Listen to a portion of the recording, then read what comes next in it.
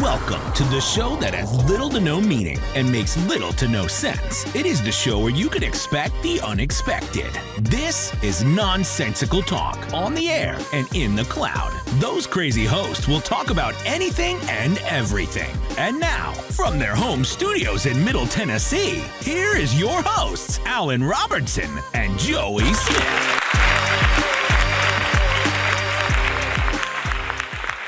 All right, hey, welcome to the show that's got to start somewhere, so tonight we're going to start it here. First, let's start with Joey Smith over here on my other side, and we've got a little show here that we want to put together called Nonsensical Talk. Hopefully, you will enjoy it as much as we enjoy being here with you. If you like us on Facebook, if you want to go to the website and sign up for a subscription, man, I tell you, that would be outstanding, and go ahead and get that. In the next couple of months, our subscribers through the website will start being put in for weekly or monthly prizes. I shouldn't say weekly. I can't afford weekly, but I can afford monthly. And if you see the nonsensical talk there, Joey? I see it. So, it's good stuff. Very good stuff. So, first, Joey and I are just going to basically tell you who we are, and kind of like how we started this venture back 35-something years ago. I'll let Joey start that off. Sure. So the year is circa 1985, and my mom met a guy that ended up being my stepdad in Lafayette, Kentucky. We moved from Clarksville, Tennessee to Lafayette, Kentucky. And first day of school, I'm walking on a school bus, and it's kind of like that scene from Forrest Gump where no one's going to let you sit down. And fortunately, Alan played the role of Jenny that day and said, "You can sit by me." And we just made friends, started spending the night at each other's house. And once we became driving age, we were riding around Lafayette, and it doesn't sound fun, but it was certainly was fun and memorable. Yes, it was.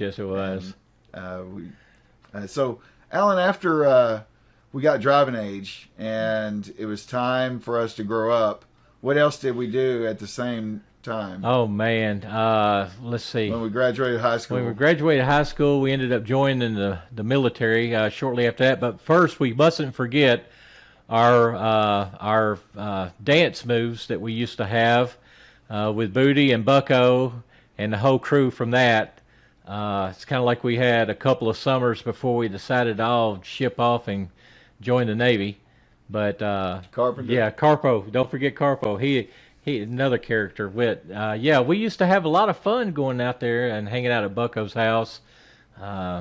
Before that, we would hang out in Lafayette with Mark Thomas and that crew down there. It just absolutely wonderful time, Joey. Wonderful time. No telling what we would do. I remember coming out of the store once and finding my Volkswagen had been picked up and moved over in between the buildings. So it made it look like my vehicle was gone. So it was a whole bunch of that stuff that went on back down in Lafayette. But Joey, you got to go through your vehicles, because I'm gonna tell you what, your vehicles by far, buddy, were the best. I mean, I think you had one, a pickup truck from a guy named Fuzzy you ended up buying. Sure. I would buy vehicles for like $400, $800. Each year they were disposable vehicles, just like some people will buy disposable razors. I would have a 1972 Chevy Impala with a 400-inch big block in it, and drive it about 35 miles an hour. Yes. And aggravate Alan and his sister Angela. You come on, man. I say, hold on, guys. We're about to turn a curve here. Take that curve about 17 miles an hour.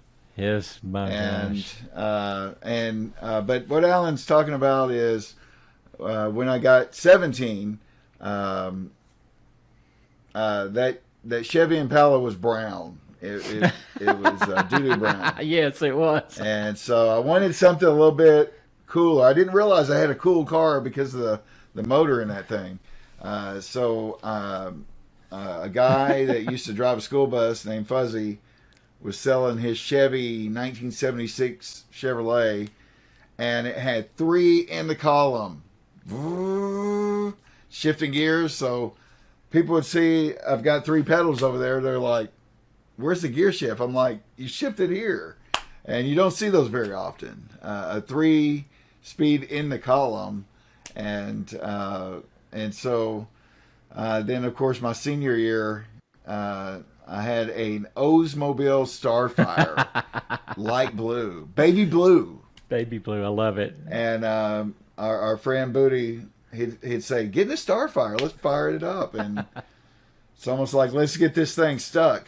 I remember we were at Bucko's house, and Buddy was driving it up the street, probably 40 miles an hour, and just pulled the emergency brake, slid it sideways in the Bucko's Jesus. driveway. You couldn't hurt it, so No. I certainly wasn't upset. It was really funny. I was like, "What's he doing in my car?" And just good times that Alan and I have had with all of our friends, and we'll have to bring some of those guys on, on our show sometime. And some of the great episodes, or some of the great things, is that our friends always knew that Thursday night was trophy night too. Thanks to Nintendo that I bought, and you don't think Nintendo 64, don't think all this wonderful jazz that you got now. This thing was like a stick hitting a golf ball down and we played golf every Thursday night, and it was trophy night. Trophy night. So we had to play trophy night. Our friends knew to not ask us out on that night because it's Thursday night. They're like, It's trophy night. "Where's Alan and Joey?" Well, it's trophy night, so they're going to be playing 18 holes of Nintendo 8-bit golf. And Alan, you'll have to pull that picture up. Oh yeah, there's a picture Where you came in and I was sitting there snapping. You probably got it. You might be able to pull it Matter up of fact, I tell you what, here on the show. you'll also be able to go to the website if you want to download it for Joey. If you want something for your front table, Christmas card. Christmas card. If you need something nice in your living room, we will have memorabilia like coffee cups and wall art. But it's for formal things. When the family's coming over at Christmas time, you want to put it on I have a Christmas ornament of me playing Nintendo 8-bit golf. Now I wish I would have got a picture of us of the actual screen, because I think we were playing on a 13-inch TV in my bedroom, if I'm not mistaken. So it was kind of like one of those things that little 13-inch TV was. It was a small tube, but it's basically like looking at your monitor, playing a video, but two people on the same. That was big for a teenager's bedroom. I think my bedroom was 7 by 7. Yeah, the bed is wall-to-wall bed. That was awesome, man. Just had a great time. So this was 1980s. you can imagine the great music that you had in the 80s. So on this show, we'll be talking about great music from the 80s and 90s. Yes. Every song, every TV show, every movie that came out brings back a memory of our childhood, and it probably does you as well. So feel free to comment, and the show's family friendly. We keep it positive, so let's keep our comments positive, because that's what this show's about. Is there's enough bad in the world that we want the good stuff. Yeah, only the good stuff. Only the good stuff. Well, so when we were trying to decide on how we were going to start our first show, we kind of sit back and figured, hey, where would we start at? I mean, you got to realize we had so much content that we couldn't figure out what. We were just going to be all over the place. Of course, it's nonsensical, so we were supposed to have little to no meaning, and but we're going to try to focus on one or two things during the show, but it's not going to be a format. It's just going to be, this is what we decided to talk about this week, so here we go. Back in the days, we had a lot of great shows growing up, and we even had one or two here lately. But for the most part, Joey and I kind of sit down, and we went on our own separate ways to come up with three great shows that started somewhere. And what we got is we got some tidbits of stuff that you probably didn't see while you were watching it, or maybe even something that you could say, oh, well, I didn't even see that. How did y'all see that, or how did y'all notice that? So with further ado, I guess we'll just kind of go real quick, Joey, and kind of go over our list here. I'll start it off. One of the shows that kicked in was right around my birth time and Joey's birth time, considering his is coming up real, or I guess in this time it just passed, which made him the same age as me now. But MASH just come out in, I think, 69 or 70, and that was one of those shows that everybody watched for 11 years, although the war was only 2 years and a couple of months long. Watching this show, I noticed that it's always 1951. Even though they go through winters, summers, Christmases, it's always 1951. And I could never figure that out, but you know, when you got to make a show last 11 years and you're trying to get it in a two and a half year span, it's not easy to do. But I guess how many seasons did it run? I can't remember. It was at the 11th season. Around 10? No, it was actually 11. And whenever the last show, they had that big goodbye scene where everybody was crying, and old Metcalf, the producer, I guess he was the creator of the show. He was actually on there saying, y'all got to stop crying so we can finish filming this. But that was the last show. The first show started off with a cast of a couple that made it all the way through. And there was only two people that actually were credited for every episode, and that was Loretta Swift and Alan Alda. Now, some of the cool things about the show, real quick, I'm just going to give them to you. If you ever sit and watch it again, you have to watch the Radar years, which I think he left in season 7. But you have to watch and look for his left hand. He has a issue with his left hand where all of his fingers are the exact same size, but they're only 2 inches long. So if you're watching the show, Joey, you got to go watch it just so you can see the very first, the very first episode, or the very first show, right when Radar grabs the football, that you can see it plain as day. And you'll go, how is that working like that? I don't understand that. But yeah, that's crazy. And there was another great fact about it, is that there was only one Korean actor on the set. Everything else was American, Chinese, and the Japanese. But there was only one Korean that was ever using it, and they were in South Korea. It's kind of funny, kind of looking at that show. So that's it for my show of MASH. Kind of give you a couple of tidbits there. Go back and watch it and see. You know, if you one get thing it. I didn't realize until you were talking about it is that it was based. What did you say? It was based on the Korean War, Yeah. like 1951. Uh-huh. In my mind as a child, I thought this is Vietnam. Yeah. That's what I was It's almost thinking. It's. I think the as time a frame was child not far from like Is within that 8. this what, was a 12, show 13 about years? Vietnam? Yeah. Yeah, like I was sitting there just thinking that the whole time, and I didn't know it was a show about the Korean War. And it's really the police action. Even though it's considered the Korean War, it was actually a police action. Yeah. All right, Joey, what's your show lined up for? Okay, so I didn't go in some kind of order by this is my favorite one and my least favorite. I went chronologically. I just picked 3 good shows. It was really hard to narrow it down to 3 shows. You know, I've got some honorable mentions that I can certainly list at the end of this. But my very first one that I had to go with would be Cheers. And for a few reasons that I've been to Boston several times.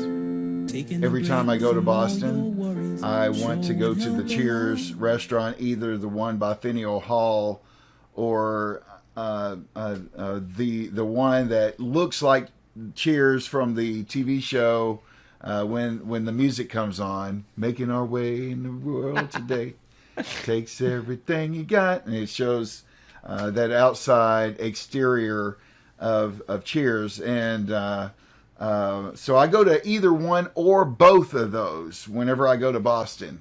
It's a great city. It's a great TV show, great restaurant. There's memorabilia that you can get in there. There's a statue of Norm when you go in. But some things that I didn't realize until I started just enjoying going to Boston and other cities is that until about 2001, that restaurant that when the show comes on and the credits are rolling or the theme music is coming on, it was called the Bull and Finch Pub and not called Cheers. In the 90s, Cheers or the city was just people would come and take their picture outside that restaurant and say this is really the Cheers restaurant from the TV show. So some, either the city or some organization, opened up a Cheers pub at Faneuil Hall and put some show memorabilia in there. But in 2001, the Bull and Finch pub changed its name to Cheers, and the inside of that restaurant does not look like the TV show. So when you walk in, it's not a big bar there that you'd see Woody Harrelson or Shelley Long at. And you wouldn't see where Norm was sitting at the end. So the inside of the restaurant doesn't look, but the outside exterior is the exact building that Cheers was in the credits of every show that came on. And so some other things I didn't realize was that Ted Danson went to bartending school. To learn how to prep before that filming the TV show, and now this would have been interesting. The part of Frasier, and we all know the TV show Frasier. Some know that Frasier was a spin-off show of Cheers. That Frasier was a psychologist or psychiatrist that would come frequent the bar, and but that part was actually written for John Lithgow, and I could see John Lithgow playing that part of Frasier, and so Cheers is my very first one. and it's hard to narrow it down to three. But Cheers is my first one. Well, the first thing is that you think about Cheers, you're looking at it going, Ted Danson is a recovering alcoholic that is a bartender or is actually working the bar. So a recovering alcoholic working or owning a bar, that's not good. I found that quite amusing. And I could see John Lithgow being in that part because you're right. I mean, they both are stage actors, so they both could pull that off. I can actually see him doing the show Frasier in later in the life. So that's pretty cool. All right, so my next one is going to be one that people are going to be like, but it only made it 3 seasons. Well, the 4th season kind of got wild. It's Mork and Mindy, the great Robin Williams and Pam Dawson. I mean, they were great together. Robin Williams, I mean, they would always make a comment about how Robin ad-libbed everything. But it came back later in life that he didn't ad-lib everything. Most of the stuff was written for him. Now, there was a couple of times that he got off kilter and just started going crazy. But for the most part, most every part was written like it was. Now, Gary Marshall was who found him, and he was the only one that tried out for the Happy Days spot as the alien. So it was kind of funny that Gary Marshall found, Robin Williams, put him on the show, and the way he got it was when he came in for the audition, Gary Marshall said, "Hey, could you sit down?" And instead of sit down, he did what he normally does in the show Mork and Mindy and puts his head in the seat. And so it kind of was like, okay, so you're in. And it's kind of funny how that all worked out. But if you ever remember the first episode, he had bought a suit or got a suit and had it on backwards. And Pam, she thought he was a minister because of the white collar around. So she was doing all these things until he finally turned around and the suit was on backwards and she flipped out. That was just very comical, very comical. So, but yeah, and the funny part is that Mort from Ork, it's kind of like when Gary Marshall was trying to come up with all this stuff, he wrote it based on a old Dick Van Dyke show skit that think of some like a walnut, I believe was, but it was about an alien, and that's how Gary Marshall came up with the idea to put an alien on Happy Days, and who knew that Happy Days, that one shot, would have got him a full gig as a comic genius, if you will, with all of his acting that he had. So it's a great show, and obviously it was a catapult for Robin Williams. Yes, and I can't think of anything before Mork and Mindy, and so so you want me to give my second? Go ahead and do your second one now. Okay. Number 2 is Fringe. When we're thinking of shows where the very first show makes you start binge watching, the very first episode of Fringe cost J.J. Abrams $10 million, and it was 2 hours long. And so we all know J.J. Abrams did a lot of the Star Trek movies. He's done several Star Wars of the latest ones, and his talents in making movies. Yes. So that TV show was just really like, that very first episode was like a 2-hour J.J. Abrams movie to build the characters and just let you know what this Fringe science is. It's also a based in Boston movie. Now, I didn't go with all my shows based in Boston, but of course it's one of the main characters. He was in an asylum for he was running experiments in the 70s and 80s while he's on LSD, and he said that he needs his lab in the Harvard basement, and they're like, no one can do that. So the FBI has this Fringe division that makes it happen, where he gets his old lab in the Harvard basement, and and so the show was almost titled The Lab, but the concept of fringe science, it's on the cusp of real science, and the creative mind of J.J. Abrams helped bring that title to fruition. When they were asking him, what's this show going to be about, his response was, it's Twilight Zone meets Law and Order. And you just have to watch Fringe on Hulu or Netflix, and you'll be hooked. Before long, you'll just be sitting there. It'll be 4 hours long later, and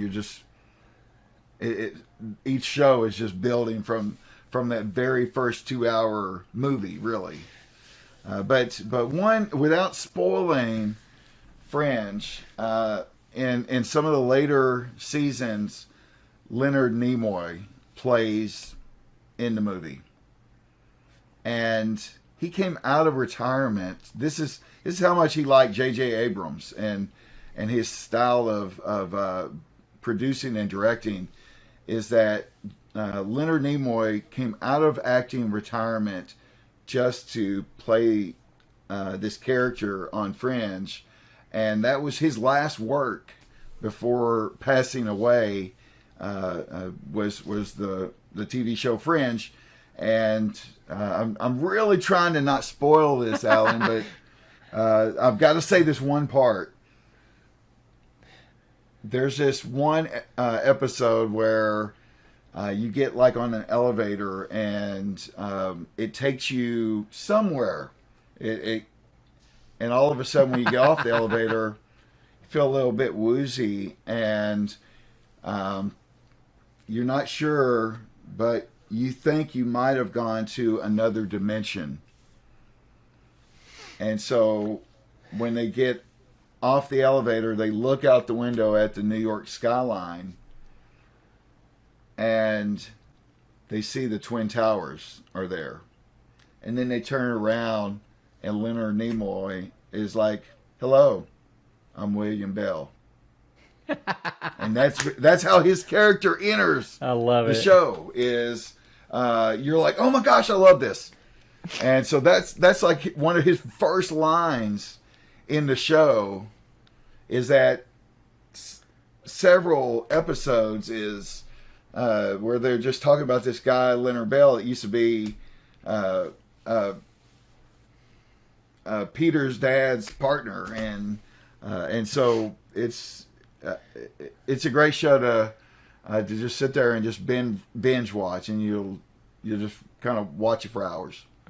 Oh, that's funny. I'll stop there. I can go on and on, obviously. That could be a good one there. Now, Joey, hey, we could start that with just being a kind of like a podcast of nothing but talking about Fringe. Instead of it being nonsensical talk, we could be the Fringe talk. Fringe science. So, I guess that will take me to my third one and last one that I've picked out here. You're going to be on a bit of the Fringe side. I'm going on the Xfiles side.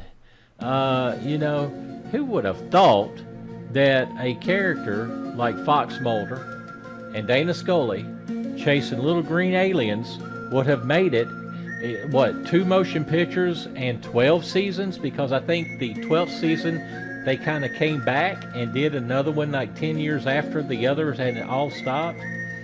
And the sad part about it is that I didn't want to watch that part of that season. I didn't want to watch it, but I did buy it. So I do have it. I haven't watched it. But, some of the great spots of that is, the one great one is if you ever watch the movie in the X-Files, when he is sitting there going, I'm making that face. He said, absolutely. He's like, I'm not scared, because when I'm scared, I make this face. You know that face? I'm making it now. I'm making the face. Oh, that's hilarious. But so it starts out, how do they portray the characters here? I mean, it's really great how they take those two characters and mesh them together. One a non-believer and one a wanna believer, because his sister was abducted. And Dana Scully, she's like, yeah, whatever. She didn't believe in half of it. Even when she saw some of it, she didn't believe it. So I thought it was really great how they used the Silence of the Lamb character, Jodie Foster, to kind of base her character for her, I guess, her antics and the way she talked, and she kind of pulled that off really well. Some of the other things I found very interesting was if you look at their FBI badges, they're really going by the Federal Bureau of Justice instead of the Federal Bureau of Investigations. And instead of being the Department of Justice, they're the Department of Investigations, which was kind of funny. So that's what their badges say. And they were the first TV show to have one of their shows rated TV mature. It was an episode that they had. It was, I can't remember the name of it. I think it was like House or Home, and it was so disturbing that Fox never played it again. Even in repeats, you'll never see that show again because it was such a disturbing show. And I found that kind of way out there whenever it comes to it. But X-Files. I mean, what can I say? All you wanted them to do is kiss. It took forever for that to happen.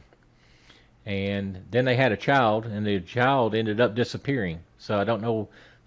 It was part alien or something. I don't know. But it's kind of a fun show. I could do like Joey. I could talk about X-Files for. I've watched it. I bought the DVDs, or I guess before DVDs was VHS.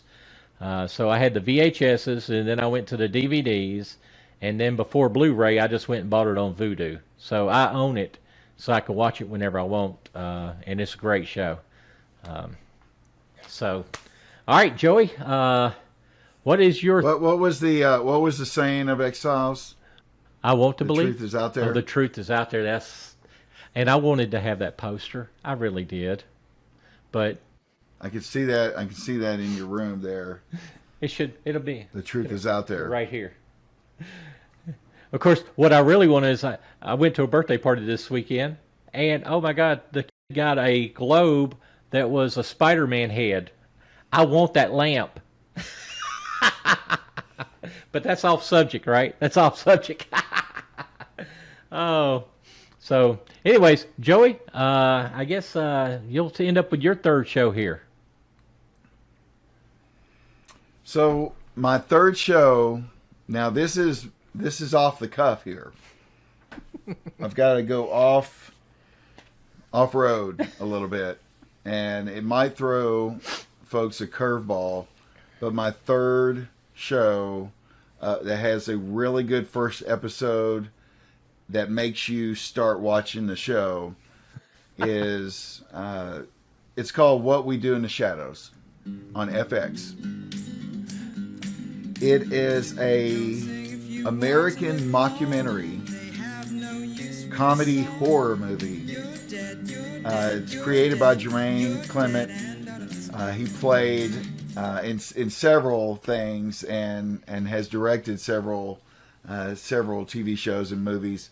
But some people know him as Tamatoa is the giant crab on Moana that takes Maui's hook from him, and they have to go and get this hook back. So that's Jermaine Clement's voice on Moana, the Disney show. So this TV show is about vampires living on Staten Island in today's date. They're like from 1,000 years ago or hundreds of years, and so they are still trying to grasp some of today's technology For instance, someone says, "Where did you buy this?" He said, "I bought it at Amazon." "Well, you get in your car right now and you take it back to the Amazon." That's just like one of the characteristics. They go into a grocery store and they're like, "Oh, I'm going to get some of this creepy paper." And he's, "Oh, multi-pack creepy paper." And someone's like, that's crepe paper. It's for decorative crafts. And so I would say that you have to get to know every one of these characters. It's filmed very similar to The Office, where it's a mockumentary where they're always looking at the camera and being interviewed, and then some of their interactions with each other and with the public are being filmed. So this is kind of like The Office if they've worked together for 1,000 years. And if you want to see a clip, Joey, if you want to tell them about the clip that you put on Facebook, we're going to take and move that over to Nonsensical Talk. Oh, my God. Absolutely. That will get you hooked. That one little... It'll get you hooked just watching these little clips of getting to know the characters. And Nandor is one of the characters. He has a beard, and he's been around. He was talking about when he was a pillager. And then and some of the people in the town that they would pillage and murder would say, "Please don't pillage me." And he says, "No, I'm pillaging everyone, including you." And there's another episode where they asked why he came to the United States.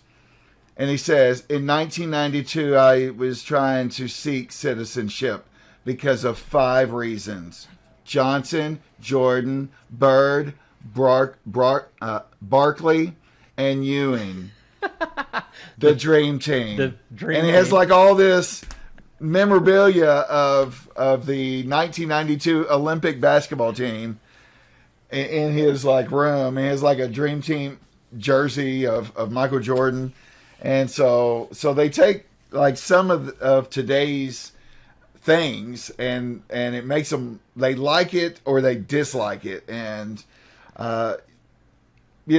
then there's one other character on the show that I've got to mention, and his name is Colin Robinson. He's not your typical vampire. He is what's called an energy vampire.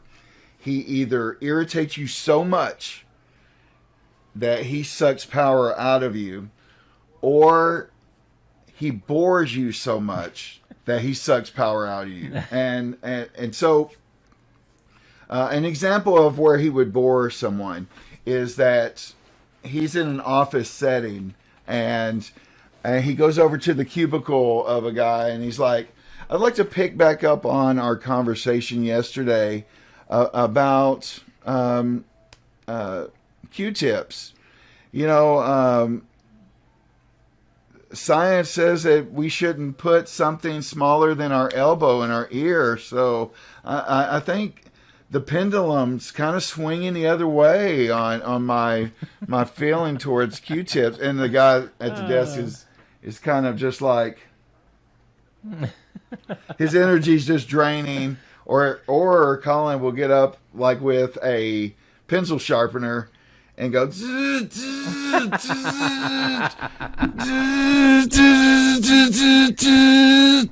and like just to make people mad. And he's like, "I call that my morning cup of coffee." And so we'll share a few clips of our favorite shows of things we liked about it and on our social media. So be on the lookout for that. Yes, please do, because this is, if you talk and just listening to you talk about the Olympic teams. We've also got an anniversary coming up here, 41-year anniversary coming up here with a TV show that I didn't know anything about, Joey, because you told me about it, and I'm like, what? So I started going on YouTube and watching all of the shows and going, "You got to be kidding me." And then you told me you owned it, and I went, "No, No way. Absolutely. So here is the show that Joey has just kindly given me. It's called Analympics. 41 years ago, they decided to not put this on TV, and they made a motion picture out of it. It was supposed to be on TV during the Olympics, but things happened. So basically in 1980, our relationship with Russia was not very good at the time. And the United States boycotted the 1980 Olympics. So we didn't have Olympics to really cheer for. And Billy Crystal and Gilda Radner starred in this cartoon version of Animal Olympics, or animals playing Olympic sports. And that was our reward, or our consolation prize for not having the United States to cheer for in the Olympics. At least we got Animal Olympics. But I look back at it now, and I remember 1980, and they had Graham Goldman from TNCC, the band 10cc, write all these songs for that movie, and it's almost like Rocky type songs. And there's I'll try to find a clip of Bolt Jenkins. He's a track star that's an alligator that grew up in the he has a John Travolta accent, and he talks about how he grew up in the sewers, and it was wet and damp, like swamp, and then all of a sudden he was inspired by this seeing the Olympics on Zoo TV, and became a track star and started training to the song that Graham Goldman put out called "Born to Lose." And so we'll try to find a clip of that and put it out there. But when you're 10 years old and you're watching Animal Olympics, at first you're like, the Olympics isn't on TV. All I have is this cartoon. But later on, I came to appreciate there was a year that we didn't have Olympics. So 2020, even though we knew that they would be having Olympics, even though they postponed it.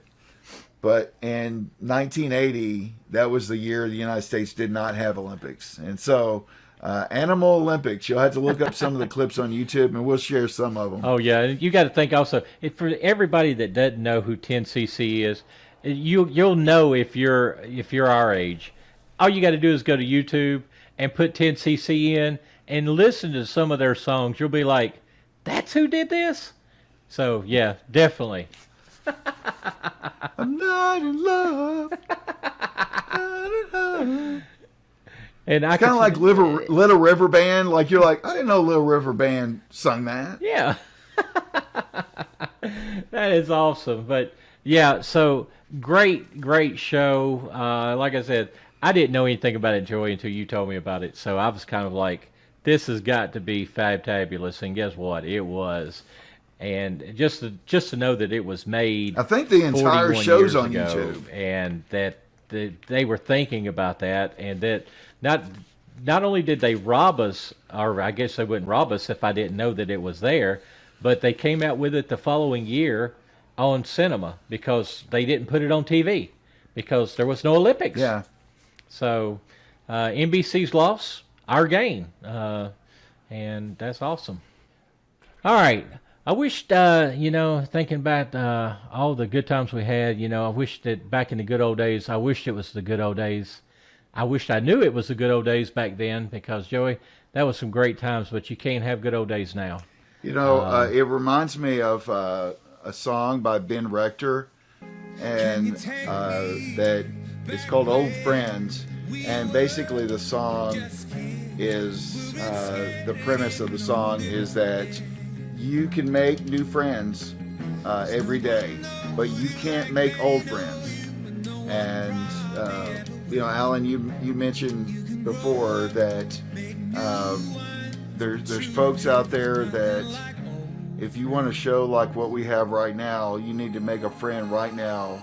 So in 36 years, you could talk about 36 years of content of old friends. You know, we have new friends, but I've never drank my new friends' mom's tea and ate their biscuits and played my new friends' NES and played golf on so I've got some new friends that they could just step it up, just bringing out the Nintendo NES, and they'll earn some street cred with me immediately. I'm like, let's go. Now you say that, but if your friends right now first, so I can see how the wind. Yeah.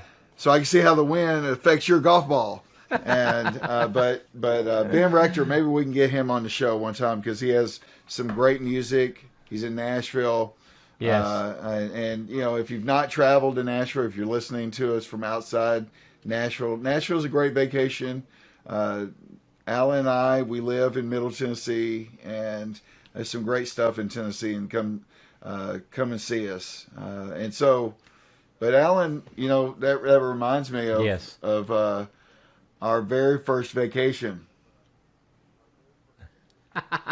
So we did have a first vacation. This being our first show and our first vacation, we decided to load up with a bunch of, I guess, upper teenagers, if you will. I mean, I think you 18, and I had just 19. Yeah, well, I think 19. I think I joined the Navy and I was leaving August, so I think it was right before that. So I had just turned 20, believe it or not, and we loaded up and went to Myrtle Beach from Hopkinsville, Kentucky.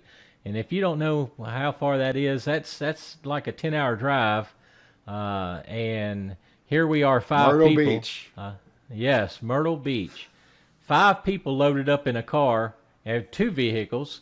We had Stacy was with us, and Ricky and Angela, my brother and our brother-in-law and sister. And we loaded up and went down there. And if you go to the website, you can see a beautiful picture of Joey, Ricky, and I in Columbia, South Carolina, out there flexing our little bitty muscle arms. That is by far probably the best trip that we ever had. But we had some things happen on this trip that we look back on now 30 some odd years later. I guess it had been 33 or 32 years now later. And you could laugh about it now, but it was. So, Joey, I'm going to let you tell it because, Joey, you tell it the best of anybody that I know, and I guess you just have to be there in order to enjoy it. But you will have been there if you have done it, if you listen to Joey tell the story. You wouldn't enjoy it if you were there. So we're in Myrtle Beach. We're 18 and 19-year-olds that just got out of high school. Alan and I are about to join the Navy. And one day we go to a water park. And the locker is like $11 to rent at a water park. And so like every one of us put all of our contents in Angela's bag and shove it in one locker. We go to drive away after it, talking about how great today was. And we get about 2 or 3 miles down the road. And Angela says, "My bag! It was on the top of the car." And Alan, he's like, "What's gone now, Angela? It can't be gone. It had all your wallets in it. All the money that we had for the week." We're thinking, this is before cell phones. And just think if your children were going to Myrtle Beach. Like I have a 24-year-old, and I don't want him going to Myrtle Beach at 19 and without a cell phone. So we didn't have cell phones. We had to walk to a payphone. And so Alan turns the car around. Of course, her bag is nowhere to be found near the water park, near anywhere the path of the street back to the condo. And it's a highway. And so like we wait hours and hours to try to think about what we could do to eat that week, how we would get gas money to go home at the end of the week. And fortunately, now, we had Joey, some groceries. We had some groceries. Hey, but also remember, Now, just in Columbia, South Carolina, is where my mom's family's from. So Yeah. we were. So you did have getting family ready. 2 hours away. Yeah, we were trying to figure out if we were going to make it back to them in order to make it back home, and that's where it all gets crazy. So we finally get up I guess get brave enough to call Alan's parents. We walked to the payphone, which is like a mile away from the place where we were staying. And so the moment that Alan and Angela call her mom's like, "Alan, take it. How is your mom?" Oh no, she was. What are y'all? What? And she thought that we had been kidnapped because a gentleman found the purse with all of our wallets and all of our money and everything we owned at the time, and had called Mother at home, and they're getting ready to call the cops to go out looking for us because they think that we've all been kidnapped. 5 teenagers getting ready to be kidnapped, and so you look at it now, and it's kind of like, oh my God, that really wasn't fun. Now, you probably aged my mother a couple of years, and she had already called my aunt, who lived in Columbia at the time, and Aunt Dolores was getting ready to fire up the old car and head on south to Myrtle Beach to get us. But it turned out that the guy was just, he was like 7-8 miles away. So we went back, and Angela and Ricky loaded up in the car, and they went and got all our stuff. And Joey and I were hanging out with Stacy at the condominium there, and we were just like, all right, now we're going to get all our money back. Okay, now what are we going to do? Well, what we did every night is we had putt-putt. Talking about clean fun and nerds. We played Yes. putt-putt golf every day. It's like trophy night, but with putt-putt every night. And it was very competitive. Like you were thinking about putt-putt all day long at the beach or at the water park. Because we're playing putt-putt. We're playing 18 holes of putt-putt because it was like a place right within walking distance. And we would go driving up the street looking for a different kind of putt-putt course. Like, that one's got a giant windmill. And Let's go. That's got a pond in the middle of it. And it's like, I don't know what made us do that. It's like one night we were like, let's go play putt-putt. And we played it every night. Well, I don't think we played it. We played it for like 4 nights. Remember, the last night we played it was because Ricky decided to take a putt-putt and make it a driver. And he took that ball, he hit that golf ball with that putt-putt, the rubber mallet part, and he got air and took it. I think this was one of those big ones, the 36-hole courses. And he took it all the way across, and it landed in front of a bunch of people in a pond or a water feature, and it splashed, and those people started looking up like, what is that? And Ricky just kind of walks away like it wasn't me. Well, I don't know who did And that was it. And the only reason why he did that was because we'd always say, oh, Ricky, you can't put that in, and he'd miss it, he'd get mad, he'd sling it. Oh, good times, great times. We've had great times, great memories. The 80s and 90s and 2000s have been some great TV shows. There's bad stuff in the world, but there's also so much good stuff in the world. We have good friends that fortunately that we're all blessed, and so Yes. Well, Alan, I hope that one of these days we get to have one of those great friends on this show, because we've had so many of them that back in the day. We need to get them here. Absolutely. So remember, we love each and every one of y'all, and we want this to be a very positive podcast. We don't want, as Joey said at the beginning, this is not a negative. We want it to have fun. Everything we do is for fun. So as we get ready to start this venture, this is the first show. The next show is, I think it's Guess Who Will Be Our Guest. And Alan, here's a who. Oh, that's what I'm talking about. Who will be our guest? I'm glad it's, what is it? It's not one of those Whoville? wonderful.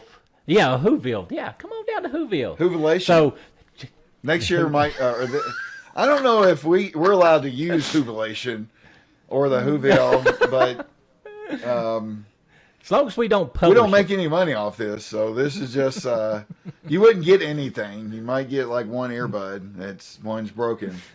If you tried to sue us for using Whovilation, but because we don't have a lot. But we will talk about the TV shows that we like. All right. The music stars that we like, comedies. Yeah. So if you we'll put it all on. Let us know. Tell us what you like. Great. Tell us what you like. Hit us up on social media. I know that you might have liked Cheers. There was a lot of great shows. Family Ties was one of my favorites.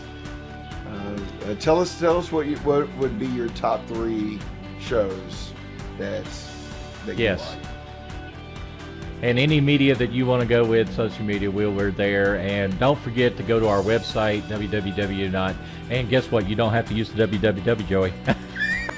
Nonsensical Talk. What age were you whenever you learned that you did not have to write www. in front of the web address? What age, Alan? I was about 40. I was about 40 years old when I went. I think I still do it. Right, www.msn.com.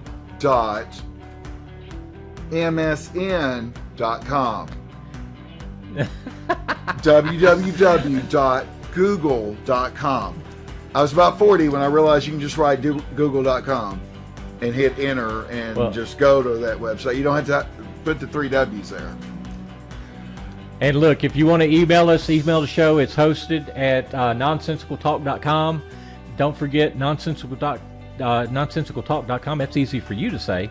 Nonsensicaltalk.com is on Facebook, YouTube, Reddit. We're on so many that I can't even think about what they are. Go to our website and you'll be able to find your favorite streaming service that you can find us on. Just know this, that Joey and I, we love for the world to take notice at what we're doing and trying to make sure that we just push out a positive thing. So remember, from our platform to yours, we thank you. Take care of each other. So take care of each other. Yes, do that. Have a great, until the next one, thank you. Thanks, guys.